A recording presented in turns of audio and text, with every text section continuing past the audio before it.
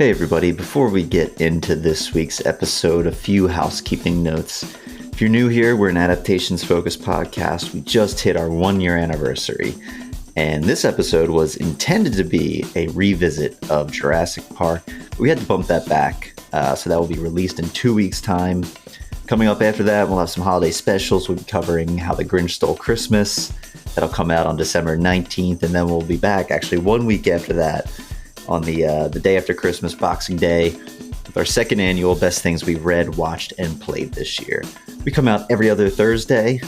Follow us on Spotify, Apple, wherever you get your podcasts. We're on YouTube as well. Following us on any of those services really helps us. Helps people find the show, bumps the numbers up, puts us in the algorithm for other people to find. So we really appreciate that. Follow us on Instagram if you have one at Rewatch Play Podcast. We post a decent bit there. We always post reels of the show, some clips of us recording. We do record in video, so you can see that there. We also post and collect comments there. I'm also on Discord. You can send an email at rewatchplaypod@gmail.com, and I can send you the link to get into our Discord. And outside of getting the Discord link, you can always write in the email, chat with me, submit comments, whatever it may be. Nick doesn't read it, as he says, but I do. And note on spoilers, we'll be talking high-level Girl with the Dragon Tattoo at first, and then we'll get into spoiler territory. I do mention it in that section when we start getting into the territory where you may not want to listen any longer, as we'll be covering plot details, but check it out. If you have seen it, we hope you enjoy the episode, and I'll see you guys later. I need your help. You come stay on the island. A way of avoiding all those people you might want to avoid right now. You will be investigating thieves, misers, bullies, the most detestable collection of people that you will ever meet. My family.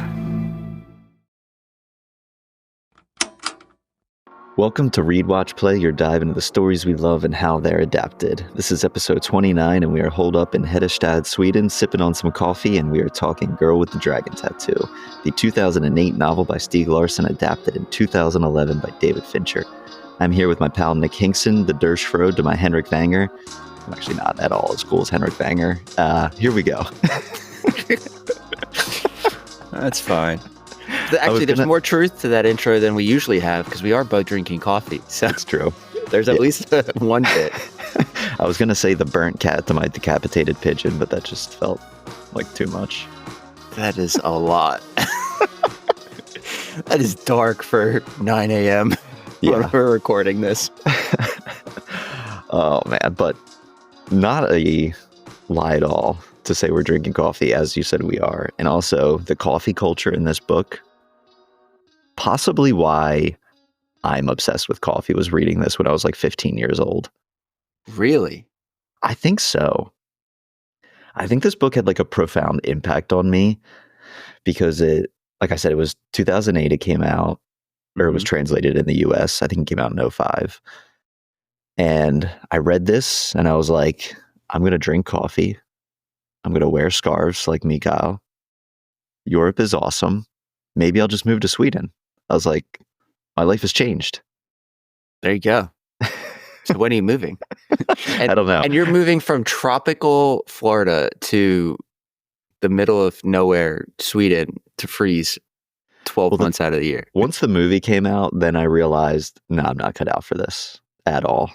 When he like shows up there in like the leather jacket and he's like trying to make a fire and freezing his ass off, I'm like, I can't do this. It wasn't all the descriptions about snow and how cold it was in the book. You had to see it to... Yeah, I had to see it. Seeing is believing, Nick. But I did like really look up after this. I was like, I think Sweden is like the second largest coffee drinker in the world because it is pervasive in this book. I swear they mention... Yeah, behind me. Just you, singular. Just me. Yeah. You, then Sweden. Then Finland. I guess it makes sense, though. If you're always cold, you probably rely on warm beverages. Yeah. You have to. There's no other way to stay warm. What are you going to drink? Ice water when you're in the middle of a blizzard? Yeah. No, not at all. I mean, I don't know. Unless you're ice fishing. You just kind of get down there and, you got some natural water right there. But I guess your tongue would probably stick to it. What's that Christmas movie where the kid gets his tongue stuck to the pole? It's a Christmas story. I always think of Dumb and Dumber, though. And he's like, "Hey, kids, go and have a warm glass of water." With Mary Swanson. Did you? I'm pretty sure we saw this movie together for the first time. It feels like so long ago, but did you? Because this was your first read, so you saw this movie in 2011. Pretty sure we were on winter break from college. Pretty sure we went with our friend Mark, and that was your Feels first right. experience of the story, right? Yeah. Yeah, that would have for sure been my first experience with the story. I mean, I didn't read it until I finished it last week, so I didn't finish it until November 2024, almost 13 years later. Yeah. Did you remember much? I had two scenes in my head. Yeah. I can guess. I bet you could guess one of them. Yeah, just from how traumatic it is. Yeah. The second scene, though, is I had this distinct memory of them just being in the street talking, which happens several times throughout the movie. Yeah. And it's the one at the end where they've solved the mystery, and it's before the end where she sees him up top, but the one right before that. Yeah. Trying my best not to spoil any scenes yet. And I'll wait till we get to the movie conversation. Yeah. Did you remember like the specific plot beats when you went into the book? No. And I actually think from a plot perspective, I was confusing this with Black Swan in my mind before I read it. So just because it's really dark took me and off there. Dramatic. Yeah. So there was definitely some surprise elements for me reading this book. And I think reading this book has severely upgraded my enjoyment of the story. Yeah. I'm shocked that you hadn't read this, because this was so popular, and it feels, even though you're more in kind of the fantasy sci-fi realm, I read this, and we were talking about this when we were doing our 1 year anniversary episode. I was like, I bet Nick will like this. Like, I just knew you were going to like this book. Yeah, no, The Girl with the Dragon Tattoo is a fantastic book. I didn't read it because it came out and was translated into English at a time when I was not reading anything. If I didn't have to read it for school, I wasn't reading, except for some things that you would recommend. But I guess this must have just fallen through the cracks there, because it wasn't on my radar again until you brought it up. Yeah. And so, I mean, it had been 13 years since I'd even thought about The Girl with the Dragon Tattoo.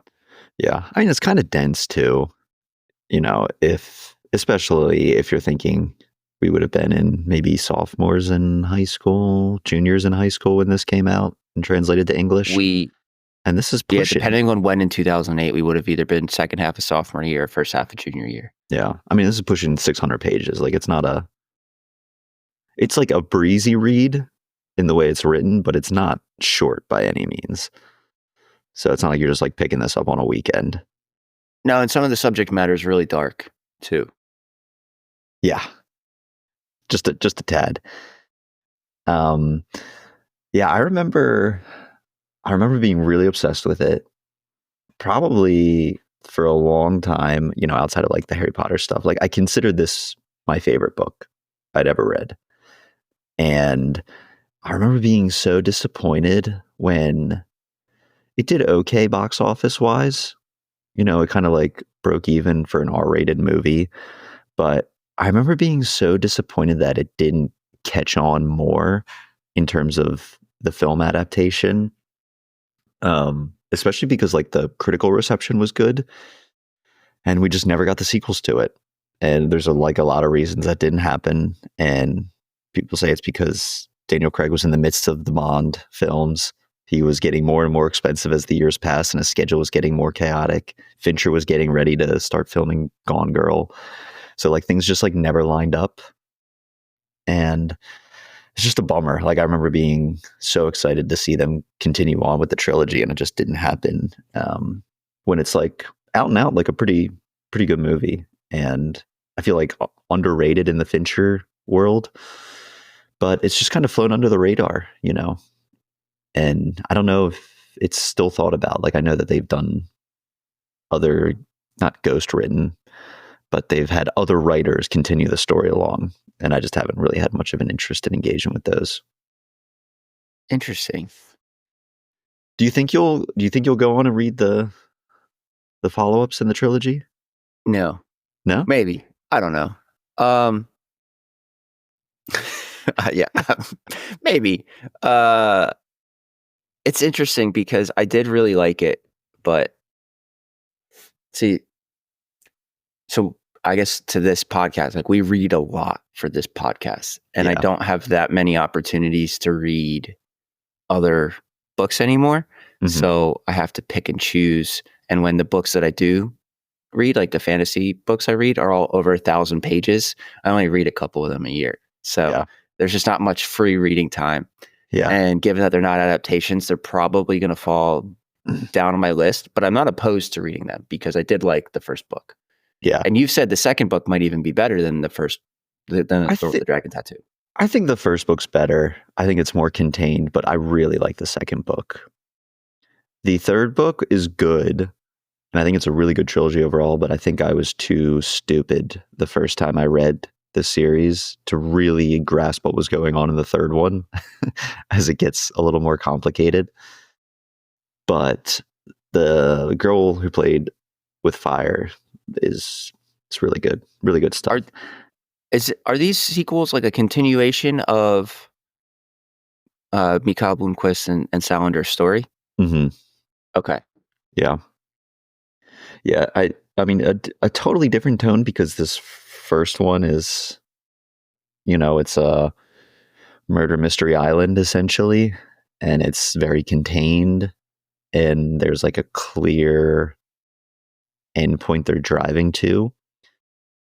And now that this has been solved in this book, it kind of breaks open a little bit, in the futures and where they take the story, and kind of delving into really Lisbeth's past is what the next two are.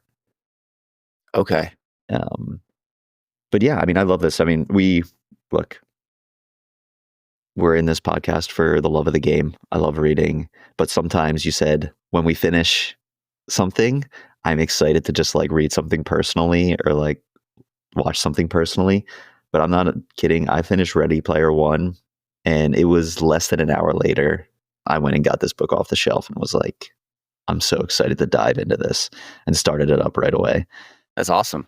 Yeah, it's like, this is like a warm blanket type book for me. Like I know the story inside and out, and I love the characters.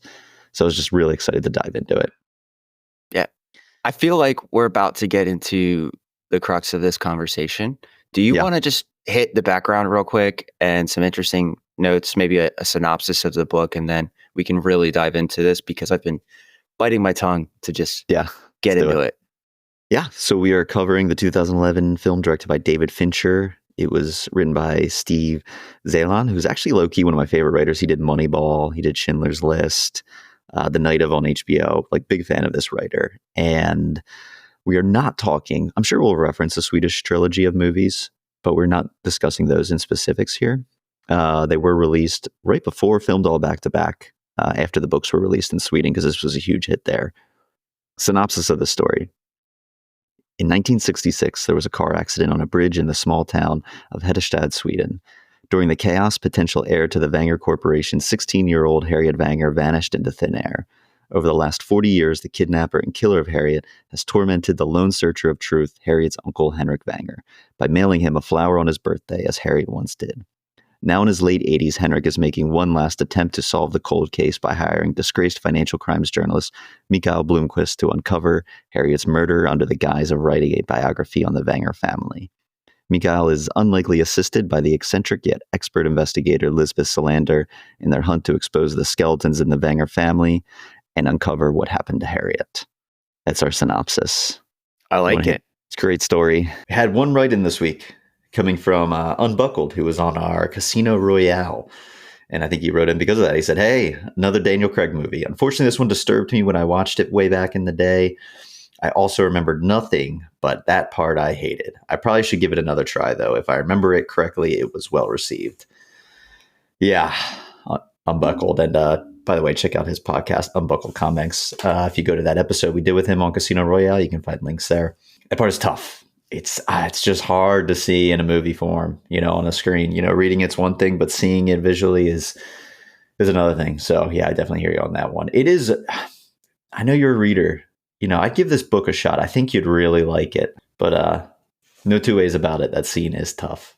You want to hit me with some pew pews? No, I don't. I want to wait, actually. Okay. No, that wasn't just me. That wasn't just like a bit. I think we should wait till we're going to specifically discuss more of the movie because some of the questions relate to that.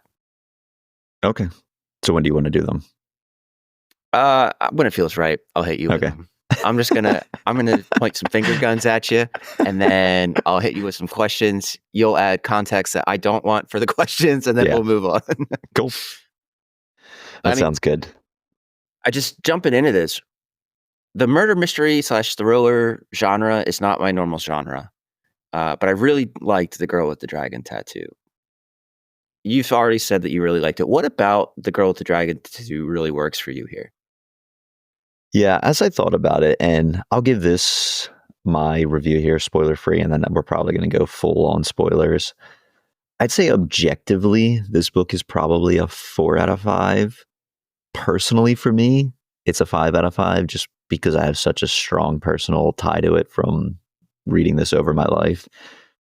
I've returned to it so many times. I think I just love kind of like the plotting procedural nature of the mystery and then working through it.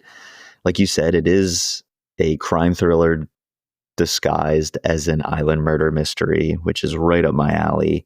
I love kind of the remote setting of Sweden, and it works so well. It like sets this interesting kind of like atmosphere and tone for the book that I really like. And for some reason, just the obsessive nature that they go through of solving this mystery and realizing that there's mysteries within the mystery, and the kind of exhaustive tie-up at the end, it just wrapped this all up for me in an amazing way. And I felt really attached to the characters and how the story came out. And I was surprised along the way. I was also 15 years old when I read this. So I wasn't really thinking critically or trying to predict too much what happened.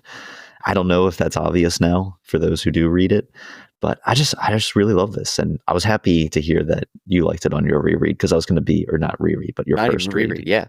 First read. No, I did. I liked it a lot. Yeah. But it's interesting that you say that, because when we covered Sherlock, little throwback to one of our other episodes, you hated the fact that there was multiple storylines. In this book, obviously, especially in the first half, you're bouncing back and forth between Mikhail and Elizabeth's storyline, sometimes within the same chapter, not even chapter by chapter. So what about this worked for you here where it didn't in Sherlock? Yeah, it's similar to the A Song of Ice and Fire series as well. It's been a couple episodes since I've mentioned that, but I have to mention it all the time. Honestly, not to be mean, but I think Stieg Larsson is a better writer and wrote more engaging characters that I cared about to begin with. And then 2, this was interwoven storylines that converged in a satisfying way for me, where the Sherlock one felt like we had half a book on Sherlock, and then we had half a book on completely uninteresting characters that were not Sherlock Holmes and John Watson. And I had to read about how much he doesn't like Mormons for 200 pages. And when the murder mystery has already been wrapped up, and I'm just like, I don't care anymore. So I really liked the impending sense of reading this and knowing that these storylines are going to crash hard into each other, and wondering how that's going to play out. And it's an added benefit that these characters are so interesting as well, that you're just so excited for them to meet. Like, you're so excited reading A Song of Ice and Fire and like, wow, imagine if John and Danny met. And then you see the show and, you hate your life. But it really works here for me. How did the structure work for you? Because like you said, especially listening, they're switching so rapidly, and there's so many people named Berger and Bierman. Like, how did it work for you listening to this? Yeah, I think this is really where I have to give a nod to the fantasy genre. This happens all the time for me. Yeah. Every book I read, every book I listen to, and this is the norm. Mm-hmm. So I felt pretty good about it, especially once I got some key names down. That's the thing. You got to get the key names down. So when they switch, because they don't, in the audiobook, they don't tell you they're switching. There's like and especially on the sped up version. So I was listening to it at like 1.8 speed. So any pauses they do for those like gaps in chapters are gone. So it's just, you good? You're good. I just had an itch. Oh, no problem. Okay. So they're gone, right? And I had to, you'd be listening, and then it's like, wait, that's okay. Now I'm back. They just said Salander. They just said Elizabeth. Okay, I'm back here. But overall, I mean, love that. I like different perspectives. I like when stories come together. I don't think storylines and plot lines need to be totally linear. If it works for the story, I don't think those plot lines need to be totally linear. So I really liked it. Yeah, it's like the beauty of being able to not being so fixated on one person's perspective in a story, where you can see things happening that character can't see, and you're just waiting to see how they're going to reckon with this new news, or what is going on in this other side story, because you know they're eventually going to come together. And it works so well when it's done the way that this book does. It's similar to, shout out to our Shining episode, when you're flipping back and forth between, I forget the guy's name who's traveling from Florida to save Danny. What's his name? Dick. Freaking get Halloran. Dick Halloran. Yeah. When you're seeing like Dick trying to get there on the snowmobile and shit's going crazy at like that at the end of this book, like that's really exciting when you're flipping back and forth. And that's when you like start to obsessively read stories like this. Yeah. So it was just done so well. I also really like in this, the opening reveal. Like I feel that they tee up the mystery so well in this, which I really enjoyed too, of Henrik getting, the call from Morel or the inspector in this, and, getting the gift, and you don't really know what's going on yet, or why this is disappointing. And they have the kind of this curt conversation. And then you switch and you're discussing libel and financial crimes for a few chapters before you get kind of resolution to what is going on with that intro storyline. And I remember it being a little bit jarring at first to me when I was younger and I didn't know what libel was. And I'm trying to like understand kind of like these procedural financial crimes. How did kind of like the opening and the setup of this work for you in terms of the plot? I think that the opening to The Girl with the Dragon Tattoo,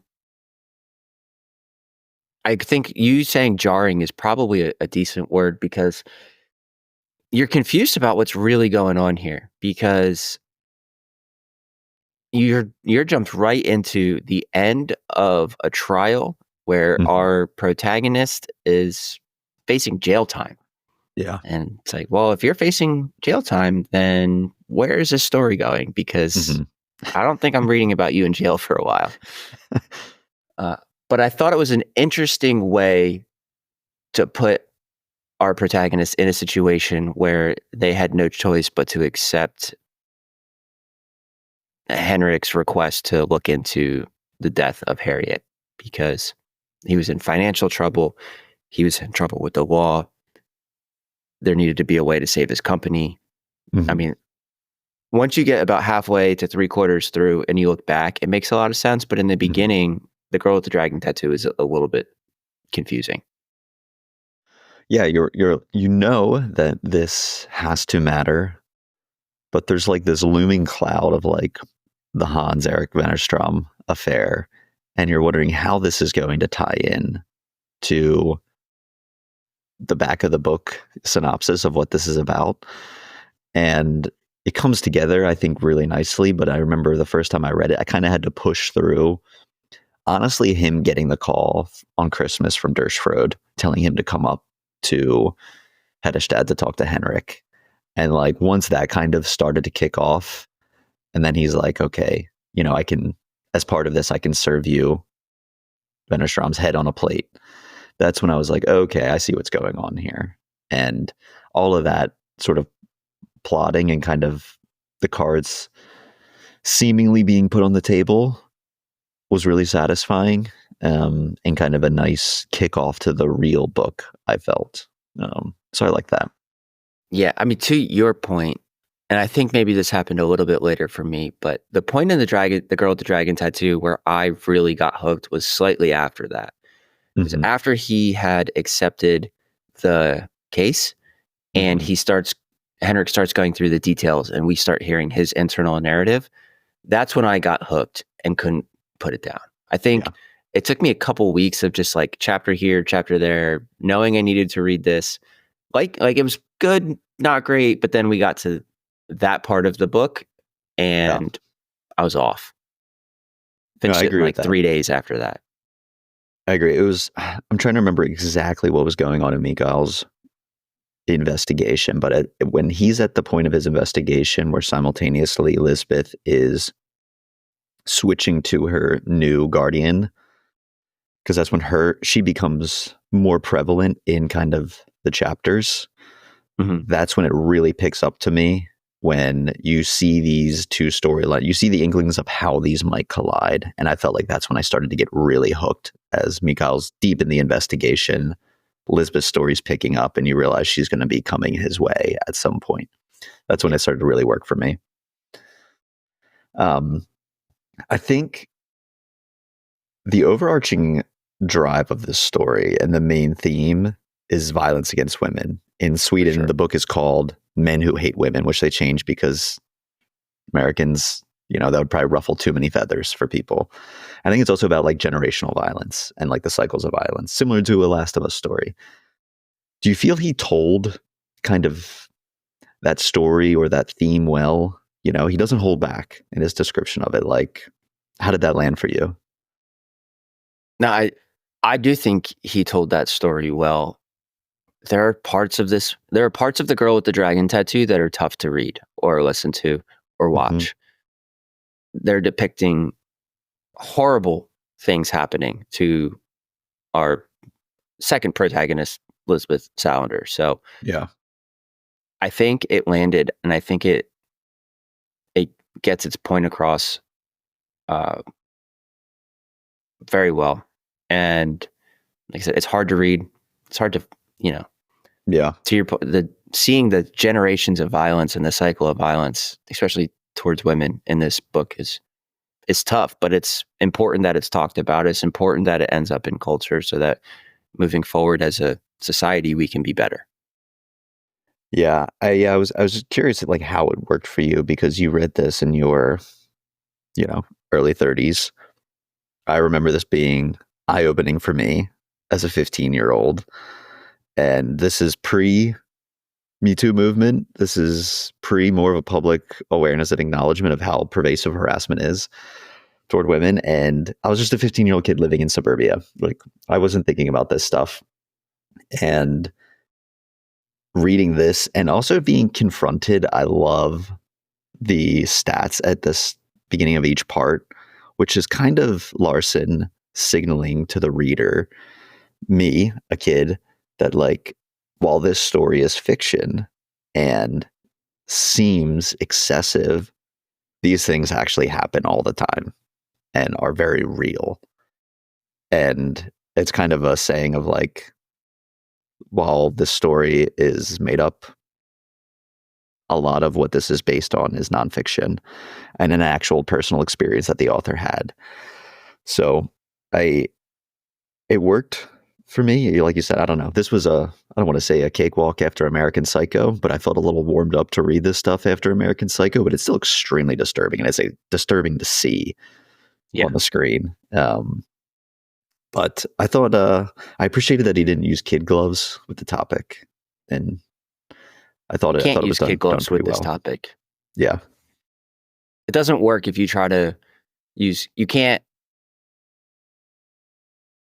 you can't talk about sexual assault, physical violence towards women, crimes like that, and use kid gloves and have it be meaningful or worthwhile, even, I would say. Yeah. You need to go at those topics if you're going to do it. Yeah. I think some of the things I want to talk about will start to blend the soup a little bit of book and movie, because it's relating to like your experience watching this. But like, were you, when you were like tracking this book down towards the end, were you surprised by the outcome? Did you know, for those listening who haven't seen this, we're going to be entering full spoiler territory. I'd say like now, did you know Martin was a serial killer? Did you know his father was? Did you know that Harriet was still alive? Like, was that spoiled for you? Like, how did the plotting of the mystery go? The beautiful thing about seeing a movie one time 13 years ago is I completely forgot how it ended. Right? Yeah. As much as I love to try to figure out the ending of books and prove to myself how smart, witty, handsome, and charming I am, I really tried hard not to do that with this one. Yeah, it's tough. In the beginning. And then as I got into more of the girl with the dragon tattoo, it became easier to not do that because I was so hooked by the characters. I was just allowing myself to be caught up in the story. Yeah. And when you get caught up in the story like that, I think it's really easy to just let it unfold and you can be surprised. It wasn't telegraphed, I don't think. Like, because the story was written, because the girl with the dragon tattoo was written well, it didn't feel super telegraphed. I felt the author did a really good job giving us information and keeping us where the author wanted us to be throughout the story. I was surprised. I didn't see it coming. Wasn't looking for it either because I was just so caught up in the story. But I think that's the hallmark of a great author. Yeah. I think something too that he does so well in The Girl with the Dragon Tattoo is there's which works in a book form. There's a climax to the story that solves an unexpected mystery of this and an unexpected result of this investigation, but doesn't solve the main mystery. And it continues on past that. And I remember that being very shocking the first time I read it, that there's this whole Martin reveal. And then when they're in Martin's basement, Martin's not actually the killer of Harriet, and he's just as confused as Mikhail. And I remember just being like, oh my God, like what is going on the first time I read this? And I agree. I don't think it was telegraphed. It is fun to reread this and track Martin's actions throughout the book because there's definite signs. Less in the book than I think the movie, which telegraphs it a little bit more. But in the book, he's pretty congenial. People in the family seem to like Martin. He's helpful to Mikhail. And only as the book goes on does he seem to get a little more haggard, I would say. But you can kind of write it off as the Wenger Corporation is struggling and he's under a lot of stress. Henrik is sick. And now he has to step up and be on Millennium's board. So you're not really suspecting him when really you should be suspecting him. So like the breadcrumbs are really laid out well, I noticed, knowing where this was going.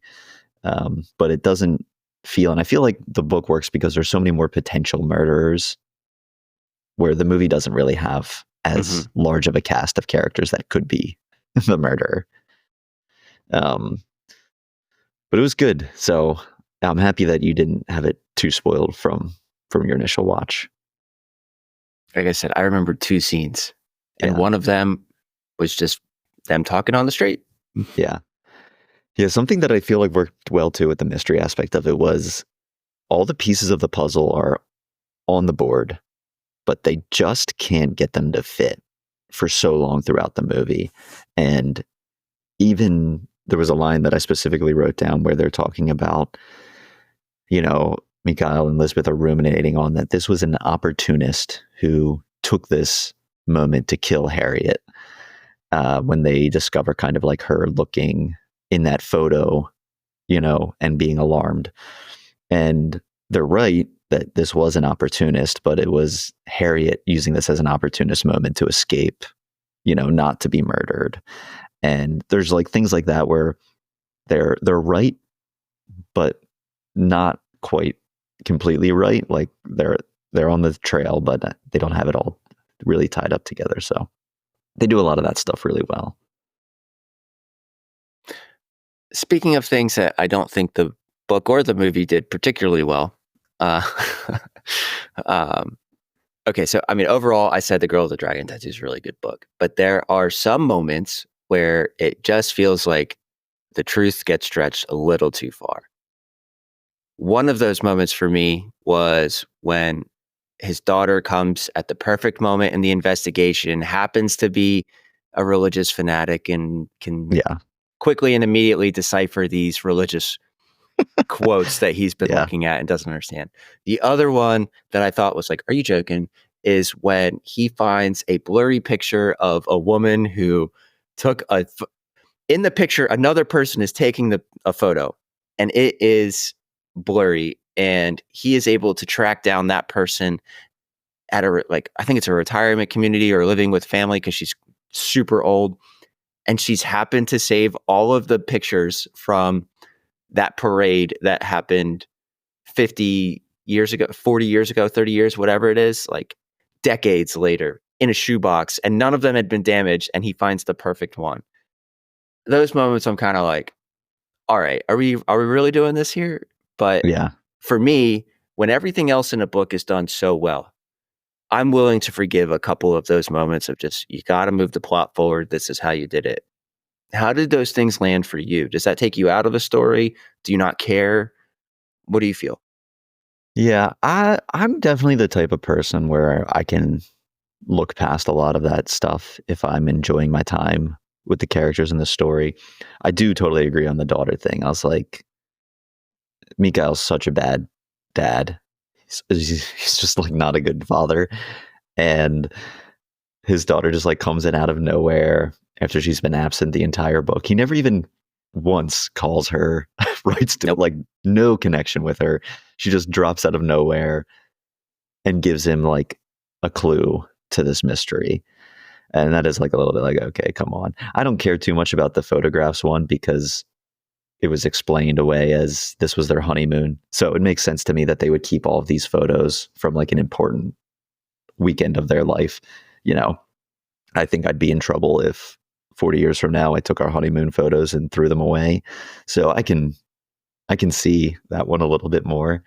But there are a difference about photos of you on your honeymoon and photos that you're taking of like across the street of a parade. You know what I mean? Like if I'm going through all the photos from my honeymoon and I'm thinking, which ones do I want to keep? It's not a random shot, like a bad shot of the parade where you didn't even get the float because the picture had to get across the street. So you didn't even take a picture of like the main thing that's happening. You're not in the picture. Your husband's not in the picture. Like what? What I'll say, Nick, have you ever been to your grandmom's house and seen photo albums there? My grandma doesn't throw a single photo album away. So I completely believe that my grandma, who's probably the age of that woman, held on to this.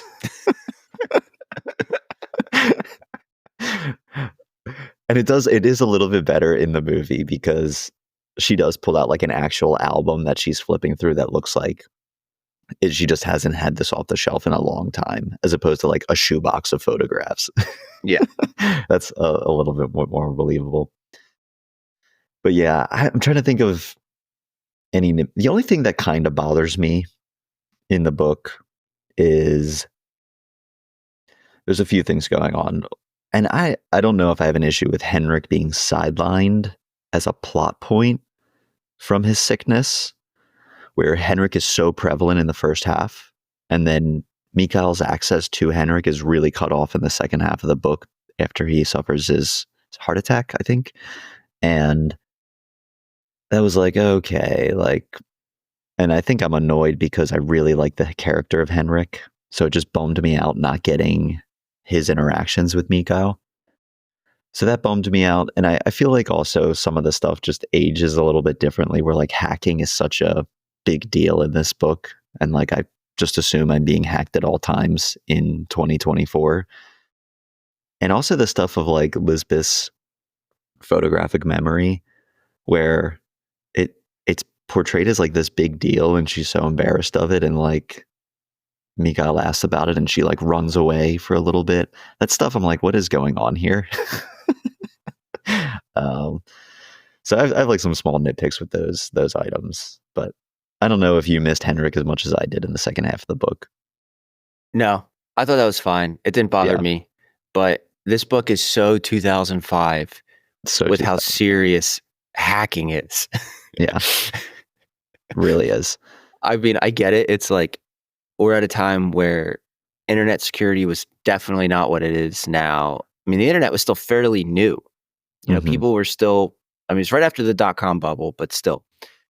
So her being able to find all of this information online is hysterical to me, and how big of a deal in the book it is to Henrik to Mikhail that Salander just like hacked into his computer. I was like, bro, you just left it out for her to read. Like, she didn't even hack.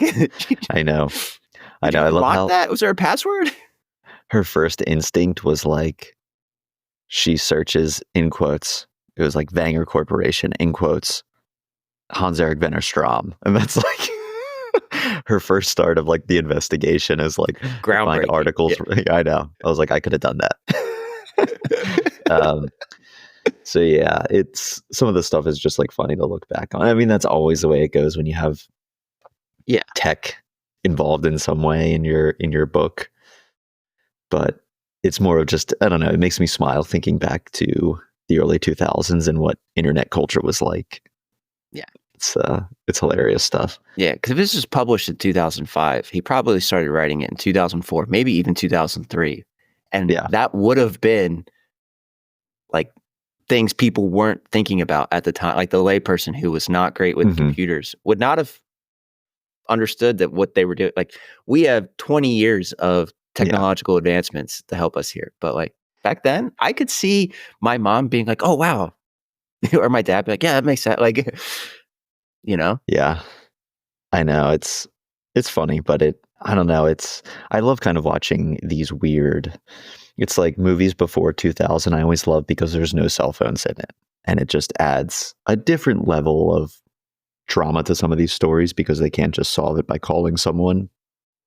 And there's so many plot elements to this where, especially toward the end, where Mikhail and Lisbeth can't connect because they're just like turning their cell phones off instead of like using like a do not disturb mode, or they don't have reception. Like there's so much of that going on. But it's like funny, and you know, it makes me laugh, honestly. Yeah. Who's your favorite character in the book? Elizabeth. Yeah, she's great. She is one of the, I'll put this on record, Lisbeth Salander is one of the best characters we've read for this podcast, if not the best. Yeah. She's so just engaging to read.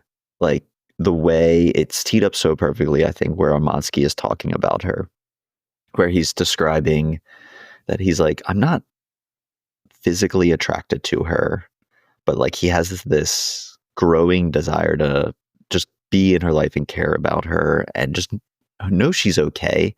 And like as a reader, I feel like that's teeing you up to like, you're just interested in Lisbeth and what she's doing and what happened to her. And like Armansky, you want to like, what happened that like, this is why you are the way you are. So she's such an interesting character, and she's used the perfect amount in this, I think too, because she's not the protagonist, even though the book is in the American versions is named after her. So I feel like she's used just the right amount. She's a protagonist, I would say. She's a protagonist, yeah. But not, I would say, the protagonist. Mikhail being the protagonist to you? I think so, yeah. That's fair. Yeah.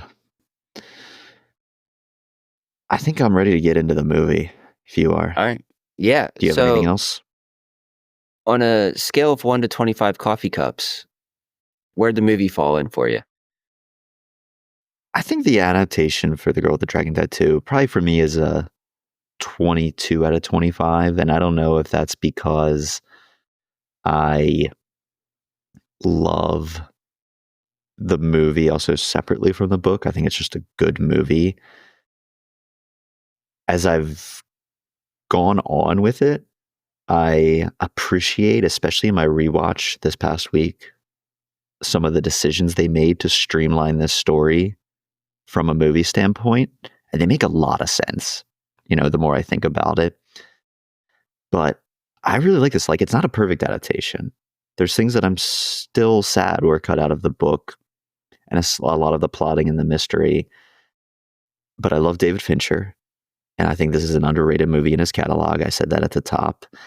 And I think that the film really gets the aura and the atmosphere of the book spot on in terms of his isolation, up north, and kind of like Sweden being a character in this movie. I think he did a really good job of portraying that. And I appreciate it. And I feel like top to bottom, it excels from like the opening credits.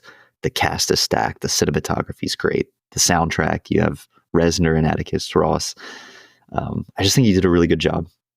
We just realized this was a rapid fire question, not you asking me what I thought about the movie. No, but we're here now. So what would you give it? I've given up on you actually answering rapid fire questions with no context. Actually, Sam and Brian were much better at it than you. So yeah. I think I'm just going to start calling them, asking them my rapid fire questions, and I'm just going to have you read their answers. Yeah. It's like once the train gets rolling, I just can't stop. Yeah.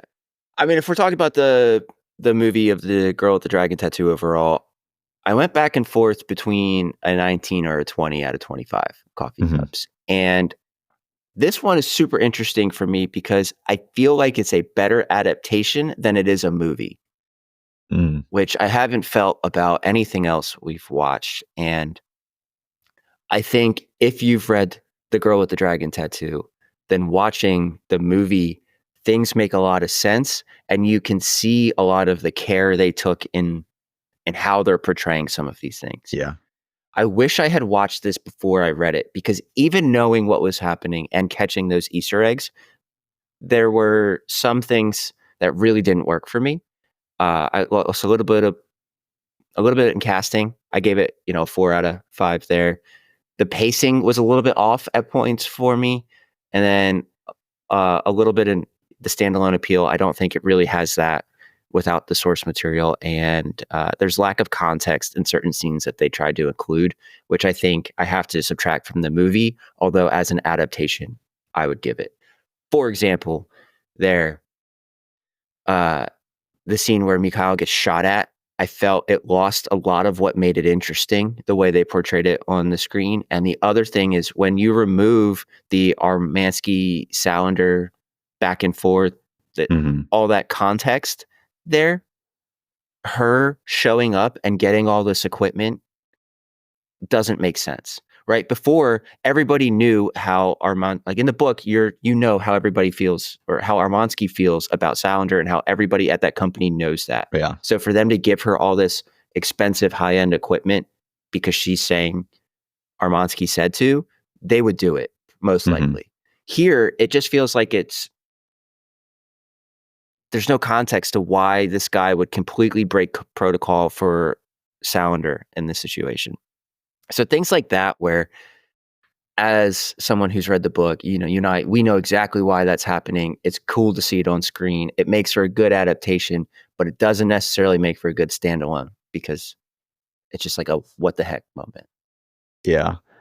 Yeah, I do think this could be a case where it feels like a flaw to people who have read the book, but you don't really notice it or feel confused if you haven't. Like, we think people should be confused about this, but I don't know if people actually are, because this was pretty well received. Similar to when we talked about Harry Potter, I was like, I get so annoyed at the Goblet of Fire because it's such a bad adaptation. I'm like, how do you have any idea what's going on here? But people still really love that movie in terms of all of the Harry Potter movies. And I'm like, how could you? It makes no sense. You shouldn't understand what's going on, but people do somehow. Do you have box office numbers? You just said it was well received. Critically, it was well received. Critically. I Yeah. don't trust the critics. Yeah. Okay, but here's the thing. You don't like with trust that, well, no, I mean like audience wise too. Like I feel like generally it's rated pretty high on IMDb, rated pretty high on Letterboxd.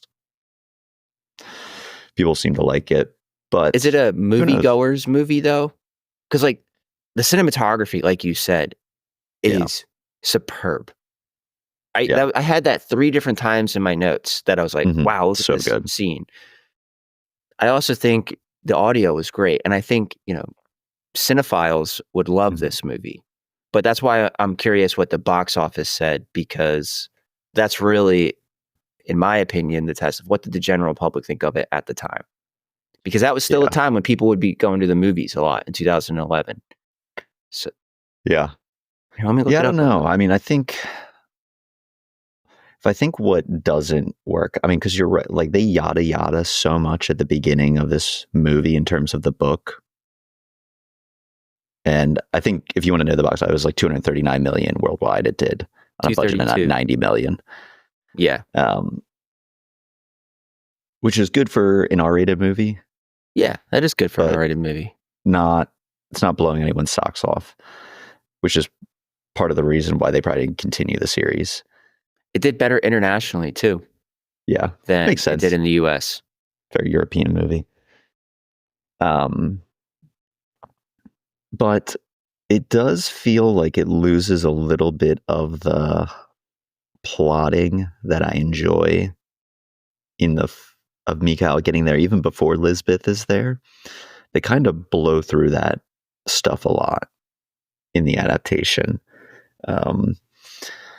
But I don't know. I mean, I'd say like the cast for me was lights out in this, like top to bottom. I mean, I think Rooney Mara it's like a superb, career defining role. Like absolutely. She was unbelievable. Like really enjoyed her. Christopher Plummer's Henrik Vanger, so good. I have a nitpick there.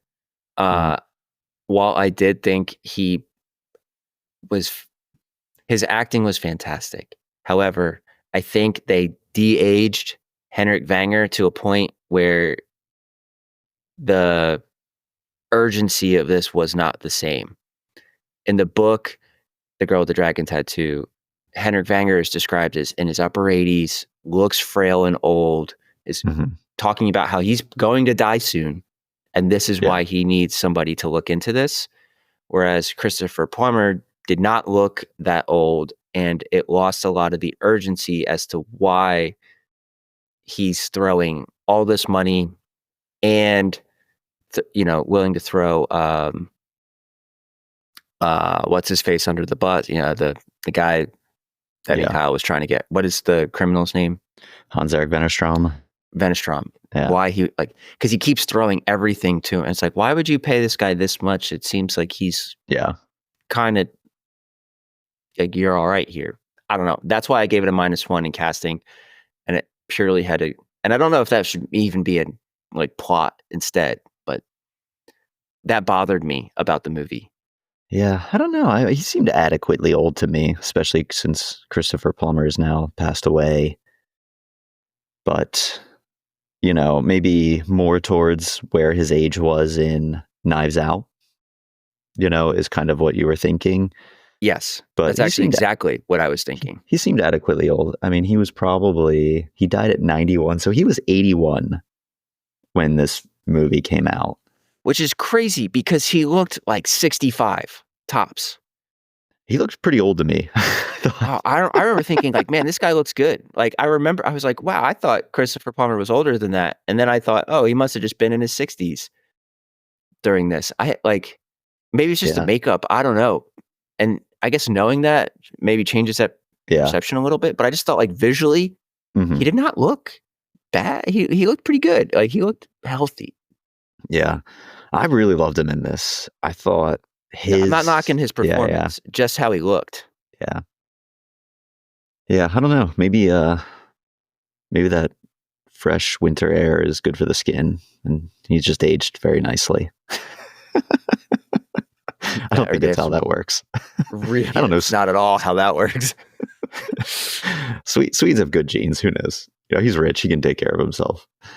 I don't know. I mean, there is part of this, getting back to the plot a little bit in the beginning, because I mean, Lisbeth and Mikael, I think, accurately don't meet until like an hour into this movie, but I think he gets to Hedestad so fast in this movie. So I was a little bit disappointed in some of the unraveling of the mystery that kind of goes on from a movie standpoint, where it seems a little bit more streamlined. And I don't know that they like accurately, or maybe the word is realistically, put forth alternatives to Martin Vanger in the movie, because Cecilia has a very muted role compared to the book. Huge change. And you don't really get to meet a ton of the rest of the family. So as a moviegoer, I'm trying to think, like, if I'm wondering who is behind this, is there a plausible alternative to Martin in the movie? Not really. Unless it's someone that comes a little bit out of left field. And then that would be a bad movie.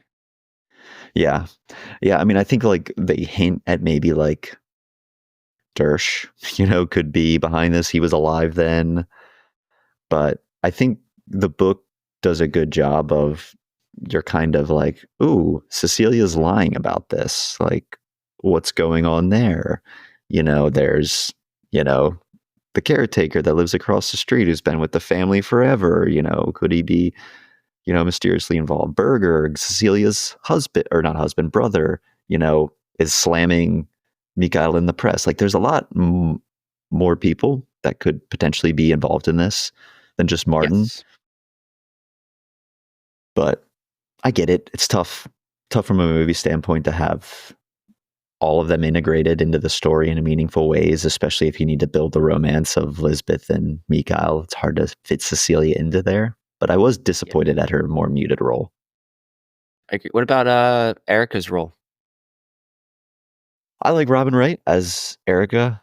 I thought her, when we were watching this, we were like, wow, I totally believe that they are sleeping with each other, because they just had great chemistry. She was really fun in this. I mean, they're all playing their roles so well, but as we mentioned, I feel like they're all outshined by Rooney Mara. Like, her just entrance into this movie just feels like lightning in a bottle. Yeah. Oh, I didn't even mean necessarily Robin's performance, but they did change Erica's role in this. In the book, in the Girl with the Dragon Tattoo book, there's a focus on how this situation is straining their relationship, and they have several fights, and it adds a lot of depth to the character. And I don't really feel like we got that in the movie version. And I'm just wondering how that landed for you. Go for it. Yeah, it's a shame, because in the book, I do really enjoy everything going on at Millennium. I love all the magazine stuff. I love kind of the financial crimes that they report on. I love the dynamics of everyone in that office, and the subplot of the guy who's the mole from Vennerstrom, Jean Dahlman, I think his name is. And there's so much potential with the Robin Wright character version of Erica. And I think that they were teeing that up as Millennium becomes more important in the sequels, that they just didn't get there. But it's a little bit of a shame that they had to move Mikael to Hedestad so fast in the movie. And you don't kind of get the tension from the book of her really thinking it's a bad idea for him to exit Millennium and spend his time up there. And I think it makes it a little less impactful when Henrik decides to kind of float Millennium. And those scenes that you get between Henrik and Erica in the book, I think are really fun. And you do get that in the movie, and it still works. And I still love kind of the scene that Christopher Plummer films when he does, that he doesn't like bullies. Um, he just nails that charm perfectly of someone who probably ran a large company for many years, probably has. But I was a little sad at Erica's diminished role. Yeah. You felt the same? I did. Yeah. I don't have anything to add. I was just like, it's kind of a bummer. I get it. I understand it from a movie perspective, but it doesn't make me like it any less or more. Yeah. Yeah, it's tough. It's just like, it's the classic thing where this is such a dense book that they're going to have to streamline some things, and those are the things that have to get streamlined. But if I want to experience it, I can go read the book, I guess. Yeah. Any other changes you didn't particularly enjoy? I have one that I have flipped on from original movie seeing, or maybe early movie seeings, to now in my rewatch. Okay. The very end, after Lisbeth, in an amazing scene, comes and saves Mikael in the basement, hits him with the golf club. So cathartic, just seeing Martin get pummeled with the golf club in the face. And Martin stumbles out and leaves. Lisbeth runs up to Mikael, crouches down, checks if he's okay, and she asks, "Can I kill him?" And then runs after Martin. And I originally hated that because I'm like, Lisbeth would never, she'd not ask for permission to go do this from Mikael. Like, it's completely against her character. But I started to think about it, and especially having the book so fresh in my mind before watching this, and a big piece of Lisbeth's story in the book that she keeps kind of running back to is thinking about that Palmgren, her kind of old guardian, taught her is think about the consequences, analyze the consequences. And I don't think she was asking Mikael for permission to go kill him. I think she was saying to him, do we have what we need to nail Martin? And like, if I kill him, like, it's okay that, like, the consequences of this, we can still figure out this mystery of Harriet without Martin being alive. I think she was analyzing the consequences in that situation and going after him as opposed to asking for permission. And I don't know if that's the reading of it, but I really appreciated thinking about it in that context. I think that's a really good take. I actually looked at it from a different point of view. I looked at it as the plot line of her not being able to make and keep like true friends. Mm-hmm. And it becomes evident at this point in the story that Blomkvist is her friend, and somebody that she cares about and somebody that she trusts to care about her. And I think when I saw that, I was thinking, oh, this is her making, like, knowing that they have different, I don't want to say that knowing that they may look at that situation differently. I thought she was considering the feelings of her friend there. Yeah, that's a good take too. Or maybe it's a little bit of both. Maybe it's neither. I don't know. But it's interesting that we looked at that so differently, because I really like your take. And I think that that's a good one for sure. Yeah, it was just on my brain from the repetitive consequences analysis. I think it's really from the book. Yeah. But I like yours too, because we don't get in the movie as much their kind of post conversation about friendship and what that's like. So I like her as more of considering, do I need to take care of Mikael in this situation before I take care of Martin, and making sure that he's like good so she can go, as opposed to, so that's a good take too. I'm sure it's probably layered and means a little bit of all those things. Fincher's a smart guy when it comes to these crime thrillers. He's pretty good at what he does. He knows what he's doing. That I'm sure they were thinking about that, and it was very intentional. But it went from like something that I really didn't like, something like, this is not Lisbeth, to something that I really valued in the movie and just added to that scene. But other than that, I didn't have a ton of like things that really bother me from an adaptation standpoint outside of the diminishment of Cecilia, losing a little bit of, I think, like kind of the investigation pieces in, while he's in the cabin. I think those were the big ones for me that kind of stuck out and bothered me. I don't know. How do you feel about the switch of Anita at the end? I'm a little conflicted on this because we have a different close to the movie than we do in the book. In detail, maybe not in essence. There are too many things that had to be cut out for the ending of The Girl with the Dragon Tattoo book to make sense. They needed to make that change. It needed to be simplified for the sake of the visual storytelling medium. I didn't particularly enjoy it, but I understand it, and I think it was the right decision. But as a reader of the book, if I hadn't read the book, it makes perfect sense. Like it a lot. Yeah.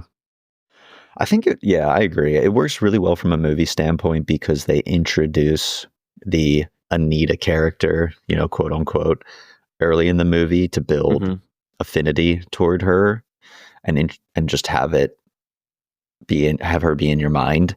So it makes total sense that Harriet would be her. And it's kind of a satisfying reveal from a movie standpoint.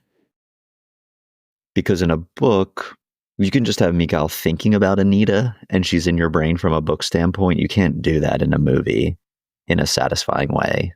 Why is my printer going off? But it just doesn't work the same in it. Yeah. Yeah, I'm getting a fax from Anita.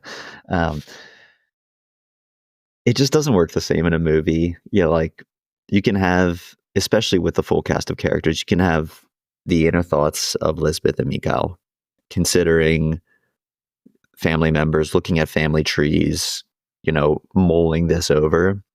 You can't really do that in a movie. It's even comical in the movie when Mikhail's reading the documents and he highlighted literally every line on the page while they're like flashing over. I'm like, highlighting is no longer relevant, Mikhail, because you're highlighting the entire book here. Like, this is dumb. But it works in the movie. Like, it would have been something I didn't ask you about with the book was the book is exhaustively tied up in every fashion. There's like 3 ends to the book. And they speed that up in the movie. They're not going to Australia to find Harriet, then come back. And then you do Elizabeth stealing all the money. So I get why they did it too. It's a little less satisfying for me as a book reader, but I get it. They had to. Mm-hmm. I will say though, I preferred the Lisbeth Mikhail movie ending to the book ending.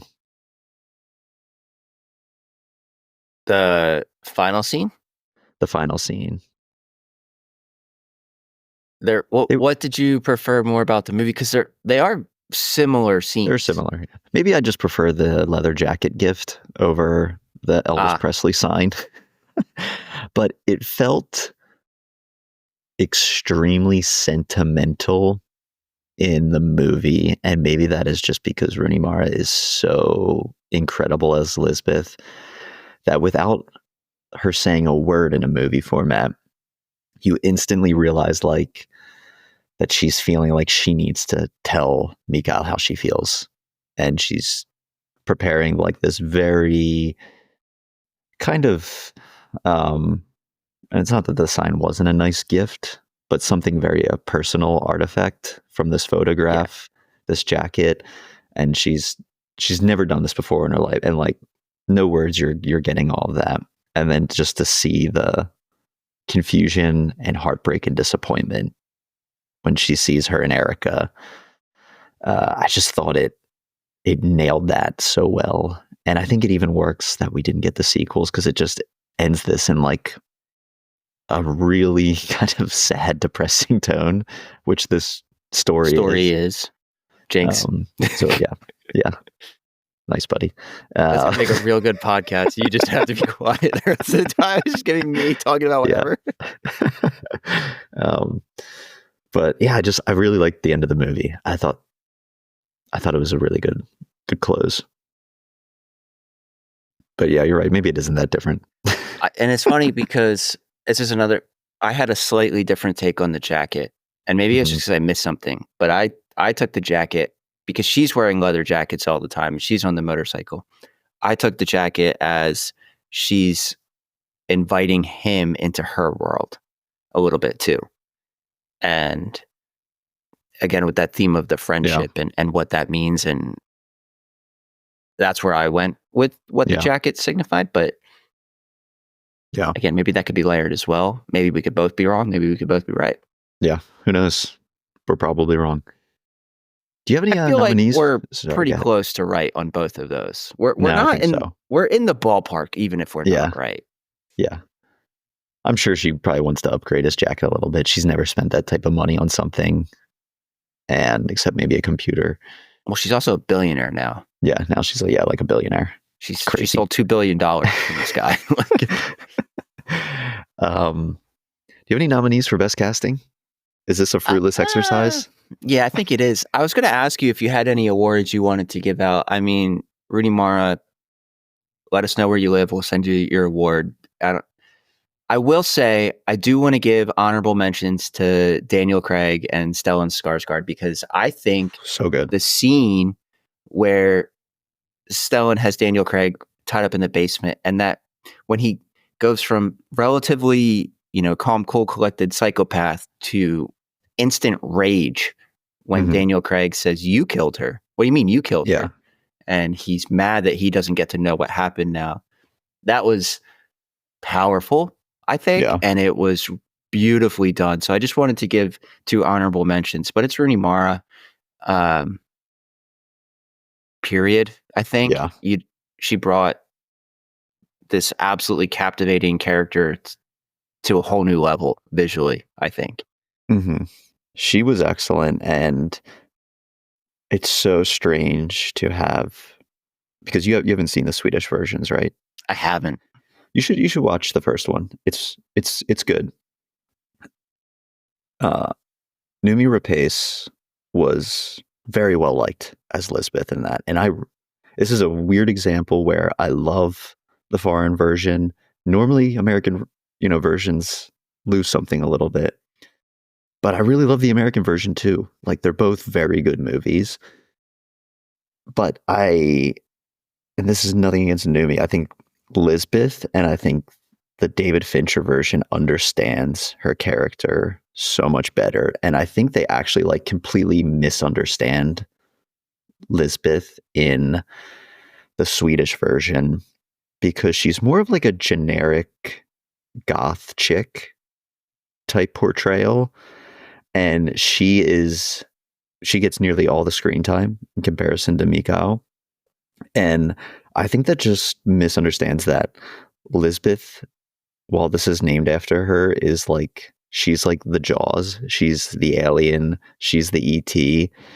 She is what everything in this story is revolving around. She's the ephemeral force to it. But she's not the character you're spending the time with, but everything is about her. And I feel like the Swedish version really misunderstood that and her character.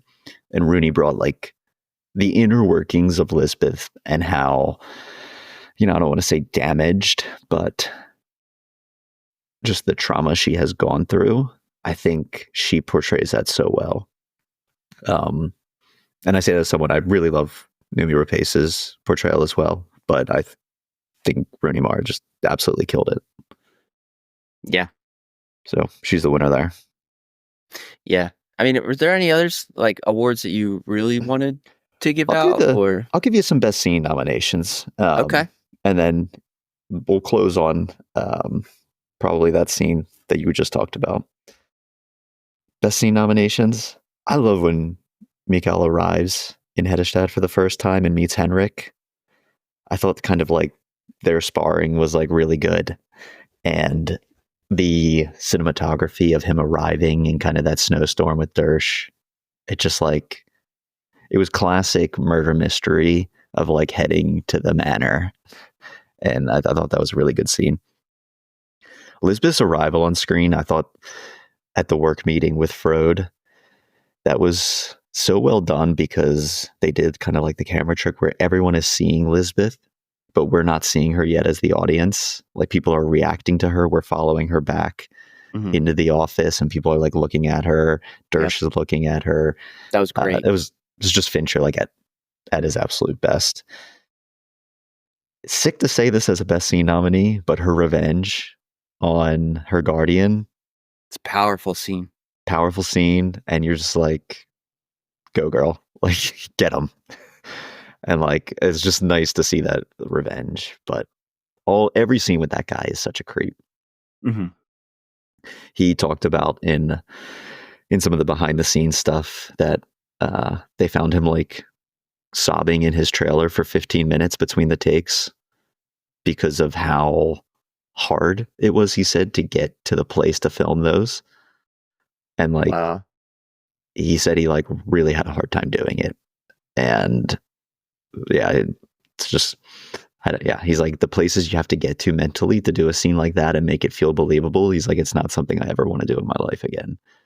Because they did not hold back in those scenes. Like, it's almost like you just kind of want to skip it on a rewatch.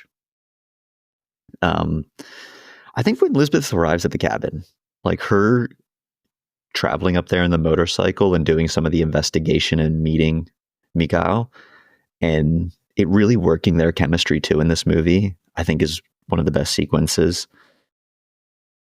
But I feel like it has to be the basement scene with Stellan and Mikhail. It's so good. Yeah. You mentioned when he gets angry. I also really like in that basement scene when Mikhail is talking to him about Gottfried. And when he starts talking about Gottfried, he starts getting like these like nervous tics. And he's like rubbing his hand, and then he goes and he gets the kind of like hand sanitizer and I was like washing. It's like Stellan, he did like the big loud things so well. And then he did like the quiet things in that scene like really well too. Yes. Of just the nervousness. And he was just lights out in this movie. He was so good. I also like the whole theme there too of like the fear of offense over the fear of kind of like the instincts of knowing something is wrong. Like Mikhail is hiding a knife. He knows Martin did this, but he doesn't want to say no to coming in for a drink and thinks he can still play and work his way out of this. And I love when Martin hits him with that. He's like, why did you come in here? Like, you knew what was going to happen. I thought that was just really well done. I think you said this earlier.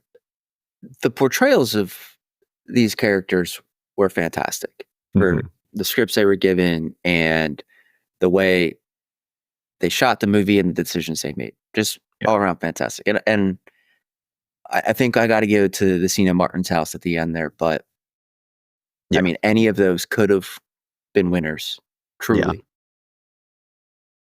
Yeah. And how did you interpret the end of Martin? Because in the book, he intentionally drives head on into a truck. And in this one, Lisbeth is chasing him. Do you still feel he intentionally drove off the road here? Do you think she sort of forced this?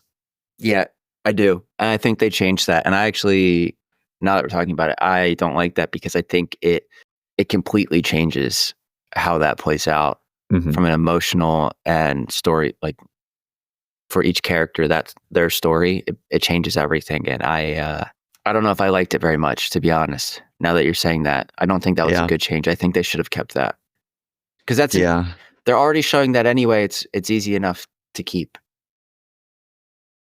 Yeah, it's a tough one because there's something weirdly satisfying to the book version where she doesn't get to do it, and he does it to himself. But it's also she doesn't have to live then with the pain of, even if this guy is an absolute creep, having murdered someone, where like now she has to carry that around a little bit in the movie version. How do you feel about the debate of sweeping this under the rug, where Elizabeth is like, we can't tell anyone about this, we're not going to the police. The whole issues with, they also don't want to expose what the Vangers did because it'll bring this all back up for Harriet. I don't know. When Mikhail was having that dilemma, what were you thinking as kind of a watcher of the movie, a reader of the book? Yeah, that's loaded. I'm glad I don't have that dilemma, because on one hand, the horrors that Harriet had to go through, bringing all that up again for her is not something I would wish on anybody. Mm-hmm. And it's been stopped. That cycle of violence has been stopped by eliminating it, in the death of Martin. However, if I had given you a year of my life to solve this, crime for you, on the promise that you were going to give me something that could clear my name and let my life get back on track, and then to find out you had none of that information and lied to me, there's also the maybe vindictive side of me that would have trouble not blowing up your spot. But you can't do one. You can't get back at Henrik without hurting Harriet, and Harriet doesn't deserve that anymore. And after physically going through some of the same things that Harriet went through, like, how do you do that to make somebody relive that? It's a weird conundrum here. Yeah, it's a tough one. And I think it also really works in building out Henrik as like a fully formed character, similar to the beginning, where Mikhail gets the sense that he's playing up his frailty a bit to lure Mikhail in and generate sympathy. And he's like, this is a shark who ran a massive company for many years. And we come to the end and he's like begging Mikhail and playing on his emotions to not divulge this. So I think it works from that character standpoint, but it's a tough call. I mean, you're sweeping under the rug all these families of all these women who were murdered will never get resolution. And well, in the book, they address that a little bit too. Mm-hmm. That one of the deals that they reach is that, the families of all of the victims will receive monetary compensation. And then there will be a fund set up that will be funded in perpetuity to support women who are the victims of crimes like these, or the families of, women who are victims of crimes like these, depending on the severity. So they do address that in the book. Mm-hmm. Yeah, they do. Yeah, she makes Dersh set up all those funds. That's right. And it's not chump change either. I mean, they talk about significant sums of money. Yeah. So like annually, like 2 million, I think, kroner. Yeah, which I don't know what that translates to, but no idea. Either way, there is, and that's not enough, right, for these types of problems, but it is a start. Yeah, but you said it's a position I don't envy. Even a little bit. No. Is there any point in discussing who won the movie? No. Rooney? No. Where does a 41 out of 50 land us in the rankings? Let me see. Because you said 22. I'm giving it a 19. Let me double check that math real quick. Fallout was a 41. Let me see. What are some 42s we've had? 42 was House of the Dragon. Dune Part 2 was a 43.5. Seems kind of low in retrospect. Hunger Games was a 38. Queen's Gambit was a 42. I think it's slotted in there pretty fairly. Yeah. Yeah. Solid movie. Uneven adaptation. But I think overall, holistically, good decisions some things I'm upset about. I think the biggest flaw is they don't present enough viable alternatives to Martin. And I think that's what I'll kind of hang my hat on of my only real plot gripe with this one. Yeah. Which kind of ties into some of the other things we had discussed. Yeah. But I really liked it. I was thrilled when I got the text that you said that this was your favorite sort of like new book, Yeah. I recommended you to read. So I was happy this one hit. It did. Yeah. I think, like I said, I was a little unsure in the beginning, but by like chapter 4, I was like, oh, I get it now. Okay. Yeah. Like there's just those first couple of chapters, like you said, it's just, you're unsure of where we're going here. Yeah. Yeah. I've told everyone who I recommend this to, if you're listening to this and you haven't read it, just push through kind of the court legal stuff in the first chapter or two, and then it just really takes off and you'll be locked in. Yeah. I'd probably, I don't know, would you recommend someone watch the movie before the book? No. Spoils it a little bit. The only thing that could help with is putting faces to names. I don't think you can truly appreciate some of those little Easter eggs that they throw in there, which make the movie, in my opinion, go from pretty good to really good if you don't have the context of the book. Mm-hmm. And that's why I say that. Yeah. I'd agree with that. This is, it's a damn good book. Anything else you want to close out with? No. I think I'm good. I think I'm good here as well. I'm sufficiently disgusted. Disgusted? No, like we've sufficiently discussed this book. It was awful English. I don't know. I started a sentence, didn't know where I was going. Then I came to a weird end, and now here we are. No, that's all right. There were some disgusting things in this. There were. Thanks for listening, everybody. Crazy to think, next episode we are in holiday season, and this kind of scary. We'll be doing How the Grinch Stole Christmas. We'll be doing the 2000 movie adaptation against the 1966 adaptation, which Nick and I were shocked to learn is like 20 minutes long, which was an adaptation of the Dr. Seuss story. Nick and I really want to dig up the Dr. Seuss book. Maybe we will. It's probably 13 pages long. So we could probably cover all three, given that. We could probably squeeze it in. I think I might be able to knock that one out. That's crazy. I mean, and then we'll be hitting our, I think that'll come out on the 19th, which means the 26th we'll be releasing our kind of second annual Best Things We Read, Watched, Played this year. If you have any thoughts, questions, reach out to us on Instagram, Read, Watch, Play Podcast, Gmail, Read, Watch, Play Pod. And follow us on all your major platforms, Spotify, Apple, 5 stars. Most importantly, please tell your friends about it. Thanks, everyone. Nick, glad you like this one. Take it easy, everybody.